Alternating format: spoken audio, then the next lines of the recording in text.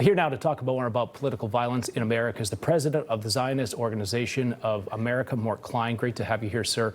What does it say right now about the current political climate in the U.S. that an event like this is targeted?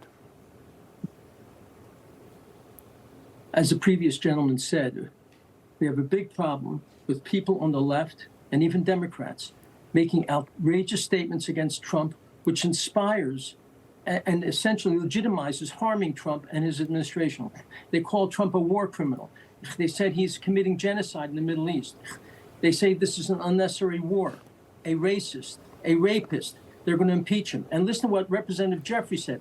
Hakeem Jeffries, the minority leader in the Senate, said this is an era of maximum warfare everywhere, all the time. He's promoting this type of vile action. And in New York City, our biggest city, Mamdani has refused to publicly condemn, to globalize the murder of Jews. There are constant protests screaming, globalize the murder of Jews. And when asked repeatedly, he refused to condemn it. So it is the rhetoric and the actions by people on the left, by people who hate Trump, that is inspiring these types of actions. And it has to stop. And we have to stop, condemn anyone who calls for terrorism or murder. Do you know, outside of this Washington Hilton, there were protest signs saying death to tyrants, death to all of them. We cannot allow such signs. The First Amendment's one thing, but this is inspiring murder and terrorism. That has to stop. I want to play an example of what you're referring to. This is Hakeem Jeffries who's made these comments here. Watch this. Violence is never the answer, whether it's targeted at the right, the left, or the center. We have issues that we have to work out amongst each other. That's embedded in the First Amendment that was being celebrated last night. But what is also embedded in the First Amendment is the right to peacefully protest and to petition the government peacefully. But there's other times when Hakeem Jeffries will just double down. And as soon as this all blows over, it seems the Democrats will go right back to those talking points. And we saw it after Charlie Kirk was assassinated. They went right back to the same talking points.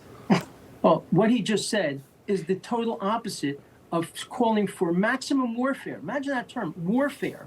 And we need to have maximum warfare everywhere and all the time. That is a call for murder and violence. And he should be ashamed, and he should publicly retract that and apologize for that. And we should also have public officials condemning Mamdani, who has vetoed a legislation this week that says we need a 25-foot buffer zone in front of schools and such institutions when protesters protest. 25 feet, that's all it was, and he vetoed it, wouldn't do it. This should be condemned everywhere in this country, and we have to make it clear that this type of language is not tolerated. Yeah, let's focus on that. What Mamdani did, and just for our viewers out there that maybe aren't following it, there was a bill put forward that would make it illegal to protest in front of places of worship, and he's vetoed this bill. He believes that you do have the right to protest in front of churches and wherever you want. Is that right, Mark? All this bill said was a 25-foot, not mile, not anything major, foot buffer zone between the educational institution, the schools and such, and the protesters. What could be more minor than that to send the message? And no, he wants these protesters to be screaming, globalize the murder of Jews, condemning America, calling Trump a war criminal, right on top of students when they're walking into schools. Yeah. And yet he vetoed it. And where is the outcry from the Democratic Party and other public officials condemning Mamdani? This should not be tolerated. Yeah, and we see the consequences of it now, too. I mean, not that specific bill, but I mean, just the consequences in general of leadership that are making these decisions that ultimately will then lead to things like we saw last night at the White House Correspondents' there. Mark Klein, I have to leave it there. Great to have you on. Thank you so much. Thank you. I appreciate it.